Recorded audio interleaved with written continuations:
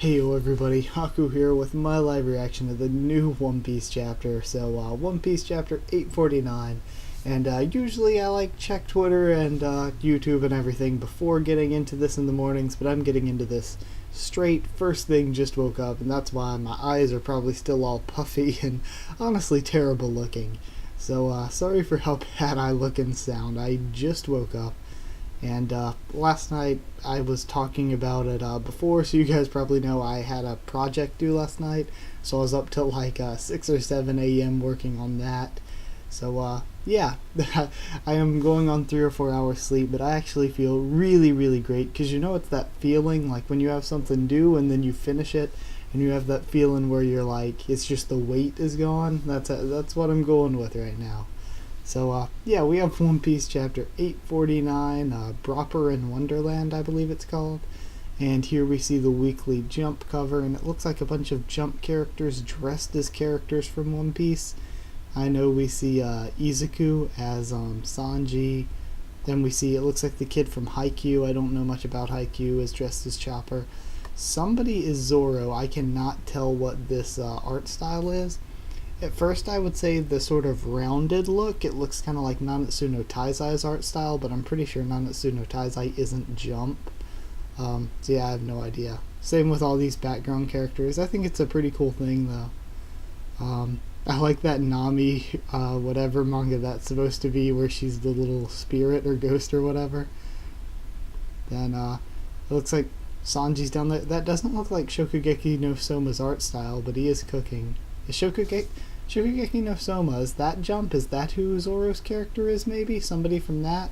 Oh well, who cares? Big sidebar. So, chapter 849, Proper in Mirrorland.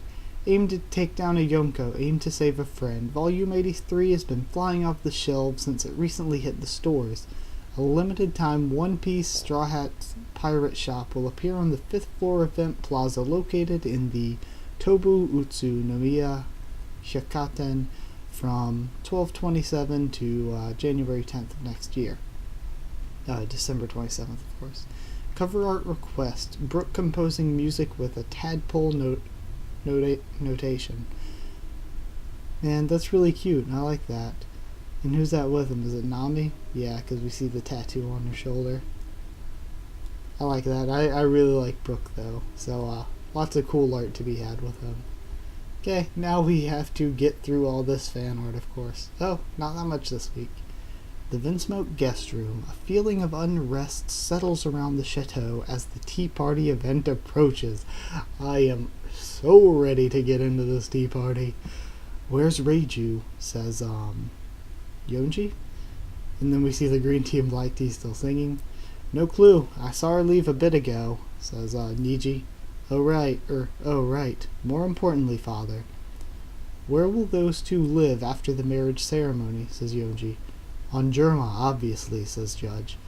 If we don't take that girl as hostage, who knows what they'll start demanding, or what they'll start to demand of us in the future. Remember that we're dealing with pirates here. Aren't you worried that they'll try a similar tactic on us, though? Says Niji. Quit being ridiculous, Niji, says Yonji. If they tell us that they'll kill Sanji, do you think that we'll be affected in the slightest? And then Yonji starts laughing. True that. Then Niji, man, I'm so excited to be living with Sanji again, says Niji. Mirror World, Brulee's house. This is going to make the perfect stew. Aren't you all hungry? We're starving. Cut the rope.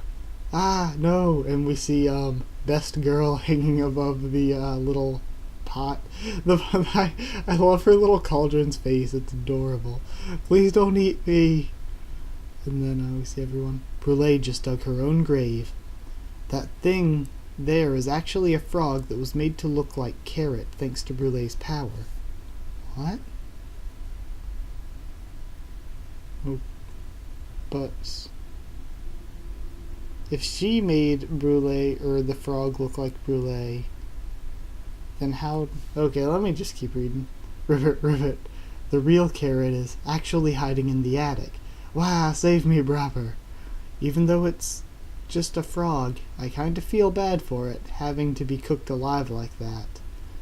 There are 16 enemies in this house. The most troublesome-looking ones include Randolph. Here I go, Lady Brûlée. Oui, Brûlée. Time to give that adorable face of yours third-degree burns. The noble Croc. I'm so crockin' hungry. And that mystery chimney-looking dude named Diesel. She's going to struggle. We must close this lid as soon as possible. Diesel looks like such a joke. Look at this dude. Oh my gosh. Look at this guy. He looks like an old, 30s evil villain. I don't really know how to describe it that well. Wind up and then Randolph goes to cut the rope. Yeah. And it looks like she comes crashing down and takes him out. What the hell? This is no time to pull jokes, Randolph, says Brûlée. I think she throws something at him, actually. Lady Brûlée, some intruder is inside the attic, says Diesel.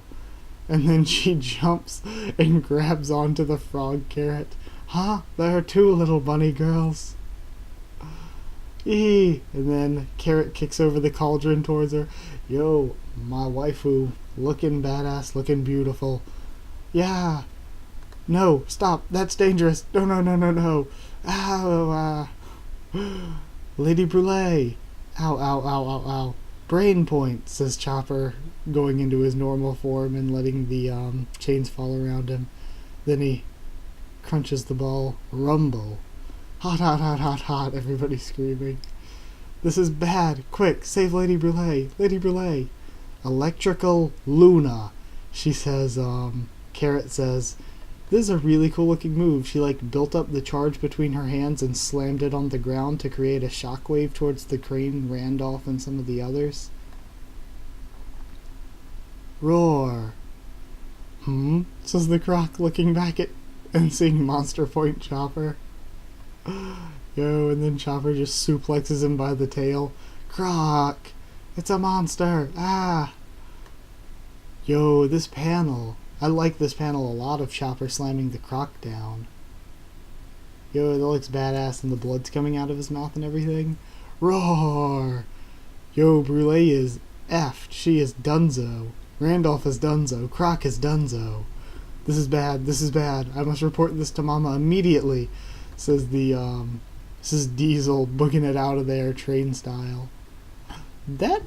He reminds me of, what was his name, Alvaro or something like that, from that filler arc we just had, the rail cart dude. Chugga, you fools. I love this guy. Not a single person can catch me once I start to Garchoo, says Carrot, biting on his neck. Teehee. Huh?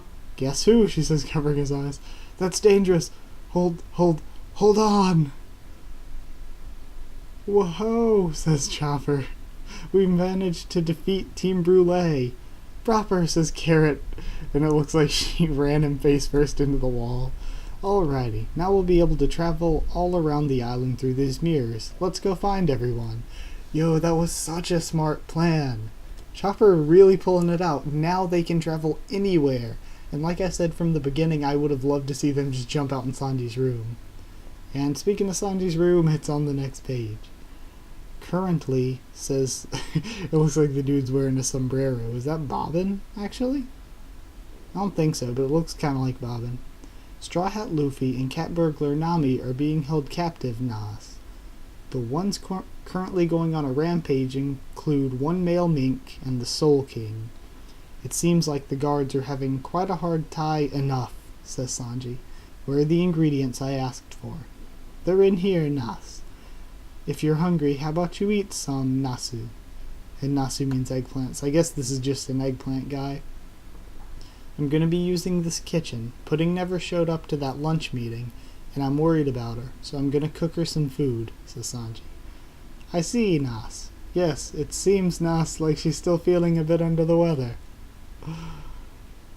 The treasure room.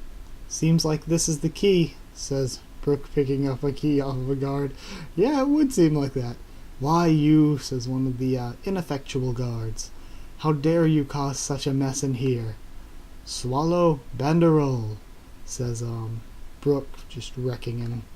But of course, I came here telling my partner in crime to risk his life.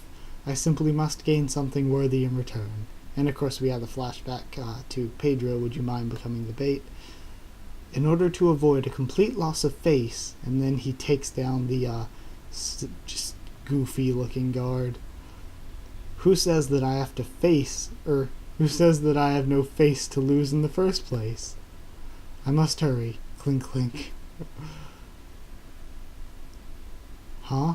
Mama says, oh shit, we about to have Brook and Big Mom. Yo, we see Big Mom strolling up to Smoothie. Queen, you didn't have to come all the way. Move aside, Smoothie. Who's the idiot who thinks it's a good idea to mess with the highlight of my day during the wedding? Says Big Mom, just walking straight through the door, just busting it open. What? It can't be. Now would you look at that? That's one interesting creature I see up there. Big Mom. In a courtyard within the chateau. Yeah, push him right in, says, it looks like, Pedro is fighting a wall of guards. Alright, we've got him cornered in the courtyard. Damn it, what are they all planning, says Pedro. Long time no see, Bone. Despite being enemies, I've always respected you as a powerful opponent, Pedro. Captain of the Nox Pirates. Yo, Baron Tamago. I love all the new things we're finding out about Pedro, because you guys know, Pedro fanboy. So, I'm really excited to see him in a legit fight, especially against Tamago, who we've seen showing up again and again since Fishman Island. Every time we would see each other, the scars on our left eyes would both begin to itch. Ah, cool, so they are the cause behind each other's scars, I suppose. It was only a mere 5 years ago, when you were still a man who was incredibly attached to the idea of staying alive. So why must you repeat the same mistake twice? It's clear that you don't have much time left. For on that day, Mama took 50 years away from your regular lifespan. Bone. Yes, I'm well aware, says Pedro. I have no intention of returning to my home country alive.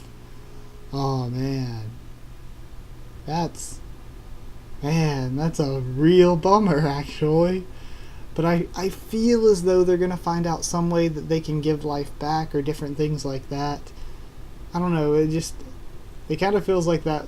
With powers like this, with powers like involving souls and stuff, you always get the feeling that there's just a way back. Either way, we see somebody panting and bleeding, it looks like. Yo. Excuse me? Hello? It's just Reiju gasping, panting, and bleeding. And it says, what in the world happened? Yes, what in the world did happen here, Oda? This seems like a very out of left field way to end this. So, who do we think did this? I have no idea. I mean, it couldn't have been one of our good guys like Jinbei or something, could it? I mean, I would highly doubt that. I guess it could be like one of Big Mom's other children, since Big Mom's family's crazy as shit, or like Capone. Or why would Capone though? And can Capone even handle Reiju? It's got to be somebody both strong enough to handle her, and who would want to do this. And I do not know where those two cross sections meet. So yeah, I am out of guesses here, but it seems like we're not on break next week, so that is a good thing. And that's it for this week's live reaction. I tried to put a little bit of energy and happiness into it, but like I said, I just woke up, so I don't know how it's going to turn out whatsoever. But I do hope that you guys enjoyed this video. So like if you did like the video, you can comment down there and tell me what you thought of my first thoughts and reaction to this chapter, and what you thought of the chapter itself. I will have a review of it up tomorrow after I read it a bunch more and take some notes on it, as usual. And I guess that's about it. Subscribe for more both anime and manga when it comes to One Piece and a ton of other series as well. And follow on Twitter if you want, and I'll try to keep you updated there and stuff with the channel as best I can. That's it. Thank you once again for watching, and see you all next time.